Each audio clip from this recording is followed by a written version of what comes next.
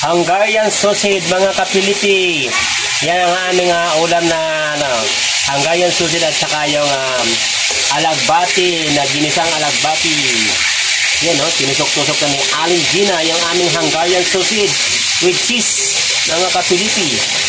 Wow, sarap-sarap yung mga Hungarian sausage na yan. Tignan natin yung sirinji. Yum, yum, yum. Malapit na pong maluto ang Hungarian sausage.